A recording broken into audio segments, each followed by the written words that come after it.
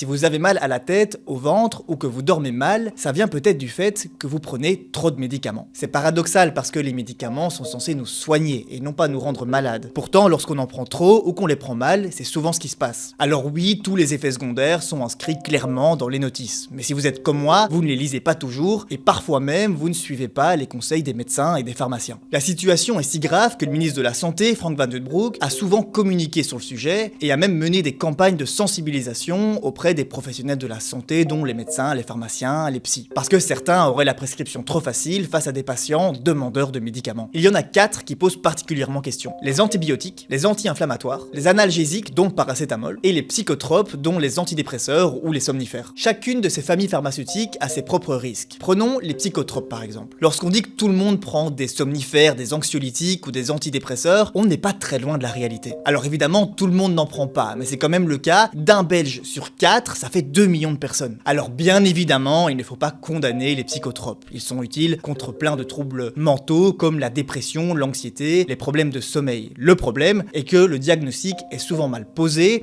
et que de plus en plus de gens s'en procurent sur le marché noir. Un peu comme ils achèteraient du cannabis. Ces consommateurs ne sont alors pas suivis par un médecin et bien souvent, ils font n'importe quoi. Il est difficile d'estimer le nombre de patients qui ne prennent mal des psychotropes, mais un tas d'études comme celle-ci et celle-ci montrent effectivement une surconsommation. Un autre problème souvent constaté par les médecins et par la recherche est que de nombreux patients continuent les traitements sans savoir s'ils en ont encore besoin, simplement parce qu'ils ont des boîtes qui restent dans leur tiroir de la salle de bain ou qu'ils en ont récupéré chez des amis. C'est dangereux parce que les psychotropes peuvent créer une dépendance psychologique, mais aussi, et là c'est contre-intuitif, accentuer l'anxiété, la dépression et les problèmes du sommeil, alors que c'est justement contre ça qu'on les prend. Les psychotropes sont des médicaments assez forts et accessibles en théorie uniquement sous prescription. Mais la surconsommation de médicaments, elle concerne aussi des produits un peu plus anodins, comme les anti-inflammatoires. L'abus d'ibuprofène ou d'aspirine par exemple, pour prendre des médicaments que vous connaissez sûrement, peuvent aussi avoir des conséquences vraiment négatives sur l'organisme, et pourtant c'est le deuxième type de médicament le plus consommé en Belgique. Alors évidemment, ils sont utiles pour soigner plein de symptômes comme des maux de tête, des inflammations articulaires ou des douleurs musculaires. Mais ce que vous ne savez certainement pas, c'est que lorsque vous prenez trop d'anti-inflammatoires, eh bien vous vous exposez à des effets secondaires très importants comme des ulcères gastriques, des problèmes rénaux et des saignements digestifs, mais aussi des AVC, notamment pour les personnes âgées. Le constat est similaire pour d'autres produits pharmaceutiques comme les analgésiques. Bon, je vous rassure, si vous prenez du paracétamol, vous n'allez pas mourir demain, même si, dans des doses assez extrêmes, vous risquez des lésions au foie irréversibles, et ça, il vaut mieux y faire attention. Les vrais analgésiques qui comportent des effets secondaires, ce sont les opioïdes, dont par exemple la morphine. Le plus grand danger des analgésiques, c'est qu'il peut créer une tolérance. Ça signifie que les patients, pour obtenir un même soulagement, doivent augmenter leur dose. Et cette tolérance peut créer une dépendance. Et là, on s'expose alors à des risques d'overdose puisque les patients en réclament de plus en plus. Je vous donne un exemple d'effet secondaire très important. Si vous prenez trop d'opioïdes, donc on parle de la morphine par exemple, pour rappel, eh bien vous risquez une dépression respiratoire qui peut parfois être fatale. Dernier exemple, avant de passer aux pistes de solutions, mais on ne peut pas l'éviter parce que c'est le médicament le plus consommé en Belgique, les antibiotiques. Tordons le cou, avant tout, à une croyance populaire, les antibiotiques ne peuvent rien contre les infections virales, il faut uniquement les prendre contre les bactéries. Donc pas la peine d'aller chez le médecin pour en demander contre le Covid ou contre la grippe par exemple. Je le rappelle parce que c'est un véritable enjeu de santé publique, de trop nombreux patients vont en consultation pour demander des antibiotiques, alors qu'en fait ça va leur faire plus de mal que de bien. Et quand le médecin refuse, la recherche montre que des patients en prennent quand même, en vidant simplement les boîtes d'antibiotiques qui restent dans leur armoire à pharmacie. La surconsommation d'antibiotiques crée en fait un phénomène d'accoutumance. Ça signifie que les bactéries deviennent de plus en plus résistantes aux traitements et que les traitements classiques ne sont alors plus efficaces la prochaine fois que vous êtes malade. Résultat, des infections très graves et très difficiles à guérir et une population globale qui connaît un véritable enjeu de santé publique. Bon, passons aux solutions. Comment peut-on limiter les excès de consommation de médicaments? À titre individuel, ce que vous pouvez faire, c'est faire attention à l'automédication, mais aussi de bien suivre les conseils des médecins et des pharmaciens, de lire les notices et de ne pas consommer à l'aveugle des médicaments qui traînent dans vos tiroirs. Et puis parfois, il faut aussi accepter que votre mal de tête, eh ben, il va passer et c'est pas toujours nécessaire de prendre un paracétamol par exemple. Mais la vraie solution, elle doit être collective. Tous les médecins s'accordent là-dessus, il faut mieux sensibiliser les patients et mieux éduquer les enfants aux questions de santé. Mais les autorités ont bien évidemment aussi un rôle à jouer en sensibilisant les professionnels de la santé, dont les généralistes et les psychiatres en particulier, à prescrire peut-être un peu moins facilement, mais aussi les pharmaciens à conseiller des traitements alternatifs qui ne seraient pas médicamenteux. La clé, c'est donc d'adopter une approche équilibrée qui permet de maintenir la population en bonne santé. Si ce format vous a plu et que vous voulez plus de vidéos de ce type-là, je vous invite à partager la vidéo et à nous le dire en commentaire. À très vite!